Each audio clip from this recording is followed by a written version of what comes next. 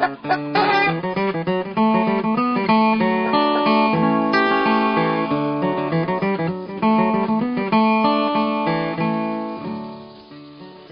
Montri and his wife Drew are building a 34 by 96 foot hoop house on their 2-acre spread outside Bath, Michigan. The small farm is called 10 Hens Farm, though there are now 9 hens and a rooster.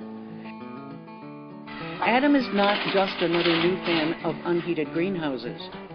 He is also the Hoophouse specialist for Michigan State University. I caught up with Adam on day 2 of their Hoophouse raising. There's greenhouse companies, and most of them that sell them will know someone that will put them up for you. So it's not a put up for free by any means. Sometimes it can cost as much as the house itself to get it built by someone else. So that tends to be why we encourage these single bay, which is just one hoop. As soon as you start doing multi-bays, which can be really effective for space utilization, you have to start pouring pylons and setting verticals on those pylons, and it becomes more of a specialized skill than doing just a single bay tinker toy type structure. So the reason we've been encouraging these is that it's people can build them, farmers can build them. Most people who have even a little bit of construction experience to no construction experience can understand how they go together, and so that's why we've been encouraging just these single bays. It saves on the cost of construction of not having to have another group come in or another company come in and build it for you. Well, you put up all of this yesterday. Yep. So we put in the ground posts and then put the bows together and stood up the bows, and the trusses were on those bows, and then we put the ridge cap on, and then we didn't get started really till about 9 a.m. and then we finished at 4:45 so we could have a beer and a cookout too on 4th of July. It's now so beautifully positioned on your property. Now, do you have to position it according to the angle of the sun or anything, the angle or the current winds? So it's a combination of multiple things. One is how your property is situated. More importantly, if you're thinking about winter production, north of 40 degrees north latitude, which is basically northern Ohio and up, we like to go east-west, just because in the winter then, as the sun passes from the south, as it goes over and it's low in the sky, it hits the whole side of the house and passes along the side of the house throughout the day, as opposed to just trying to come in through the end and get down to the other end of the house. So east-west is a preferred orientation for winter production. In the summer, we have enough light here in Michigan and even further north that we're not too concerned about the east-west or north-south, but for summer. But winter, we're definitely like the east-west. That being said, we work with some farmers who, because of how their property is situated, how they have some other outbuildings where there's shading or shadowing, that they went north-south, and because that's what worked, and they've produced two winters now up in the Upper Peninsula. So the north-south orientation can definitely work, but the east-west definitely gives more light into the house in the winter. So the other thing that you mentioned was the wind.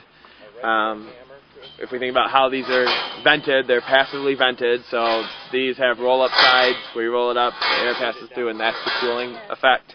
Our wind here comes out of this direction, so that's part of why it's positioned like this, is that it'll pass through the house as it blows. What did you do to prep the ground?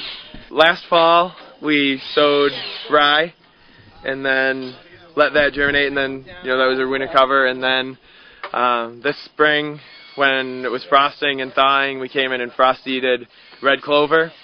And then as the rye grew up, the clover germinated, and then we came through, and when the rye started heading out, we just came and mowed that and left it, and then the clover grew up through the rye. And then we came through, and a couple days before we were going to build, we came through and tilled this all up.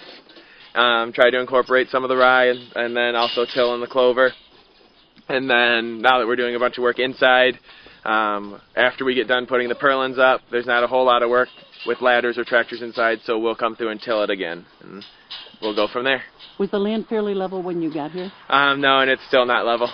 So we've got a 3-foot drop from this corner down to that corner, and how we're going to fix that is that we just drove these posts in further than those, and then we're going to move soil and build it up down at that end. Okay. And it's peaked at the top to deal with snow? Yeah, it's a Gothic shape, so one part of that is to deal with snow, to shed the snow. It's also got a double layer inflated, so that helps to shed the snow. And it also has a 612 slope, which is pretty standard for greenhouses, and that helps with light infiltration as well. Plastic over the top, but then polycarbonate sides. Why'd you go that route? We went for polycarbonate end walls because we're possibly thinking about maybe heating a little bit at one end, and that has some better thermal holding capacities than just the regular 6 mil poly. The reason we're thinking about doing that is that right now we don't have the capital or the land area to put up a production house and then also a transplant house that we could heat, and transplants are an integral part of this, so we may end up blocking off one end and heating just maybe a 600 square foot area.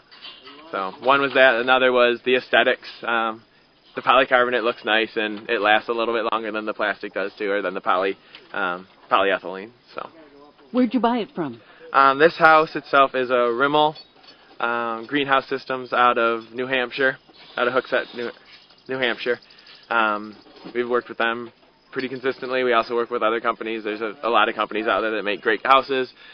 This is a company that I've built the most from, and so knowing how to build them and knowing how they go together, because each company is a little different, so just my comfort level with them and the building of the structure was one of the main reasons we went with them, as well as the quality of the structure itself.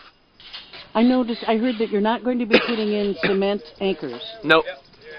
We don't need those for these here? Nope, so we don't need those for these. Part of that is that the posts are driven deep enough that they're below the frost line for the most part, so they're not going to be heaving up and down.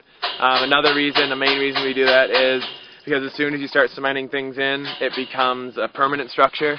And we can preface this by saying that all townships and counties and states are different, but that usually if you aren't cementing things in, they can be characterized as temporary structures. But we don't have to worry about it taking off like a giant balloon? Nope, there's enough of it anchored in. These posts are driven far enough down. There's enough infrastructure that it's not going to take off.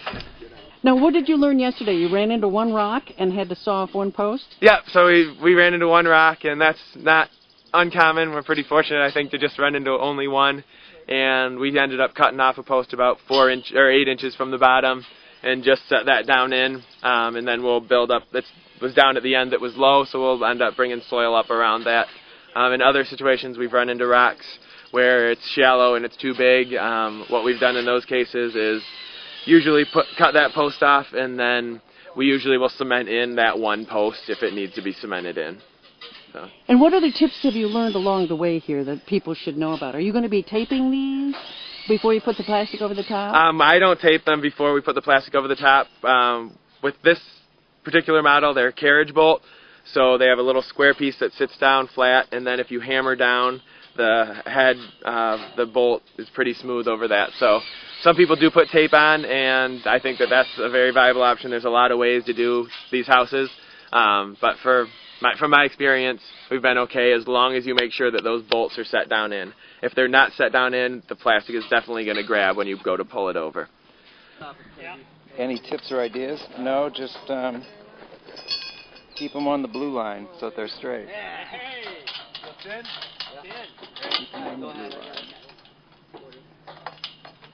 It's not one of those things that's hard to do. It just takes a lot of repetition. We can do too as we go down that I didn't think about on those ones. We call it the magic stick, but it's a storyboard or anything like that. And basically, it's for the ground posts. When you're pounding them in, you can put it here and there, and then rather than having to measure between every ground post, this is cut to 48 inches, which is the spacing. So if this ground post is in, you put that in, and then you would put this out and know where to put that one in. And then our neighbor is a great woodworker, so I just took the one that they sent back, and he made us 3 more so that we could have both sides going at one time instead of one side going. So, and it's always good, when you're using this to check with a tape measure as well. It's 48 inches on center, but if you get off, 1/8 of an inch, and that's over 25 bows, by the end you could be 2 inches off or 3 inches off. So it's really nice and it works well. And then you could also use it when you're putting the purlins on to just check and see. You can push things around like that and make sure that the bows, because they might be okay down there, but they might be leaning a little bit. So how are you going to get the water in? So we're going to have a frost-free water line. We already have a water line that was going out to the chicken coop and out to the barn that is buried below the frost line, so we're going to tap into that and then trench over into the front of the house here. And then we'll use so we'll be 40 inches down, so we're below the frost line for this site. Some areas it's 48 inches. If you're further north, it's even, I think, a little bit lower than that.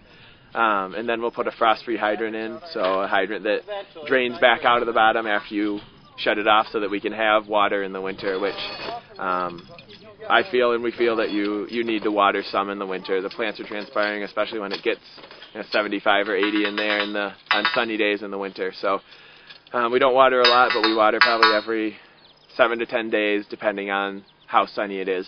And we tend to water between 10 and 2 in the morning and in the afternoon, between 10 in the morning and 2 in the afternoon in the winter, so that the plants have time to thaw out before we water, and then they have time to dry out before going into the night with water on the leaves. What is the range of price on those nowadays? So depending on if we talk just no heating and we talk just polyethylene, which is the 6 mil plastic covering, price per square foot usually ranges somewhere. Well, we know steel is just going to keep going up as it has been, but $3 per square foot up to $5 or $5.50 per square foot, depending on what extras you get.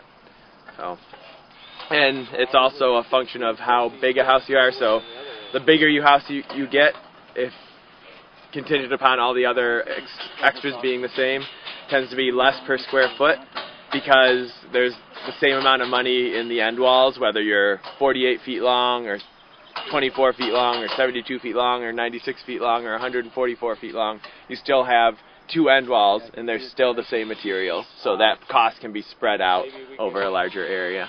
So, but I think that $3 to $350 to $550 is a good guesstimate price range per square foot.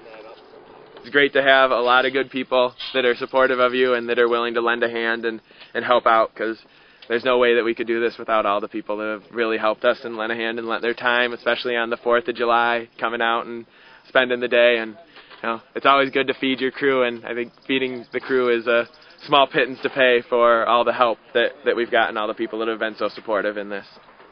Kind of like an Amish farm raising, isn't it? Yeah, someone yesterday said that this is probably, I don't know, maybe the 16th, 17th, 18th, somewhere in there of these that we put up, and one of the people that was here said this is the new barn raising, is putting up hoop houses. So, and it is. I mean, it's everyone coming out and feeding and working together and learning and sharing and building community.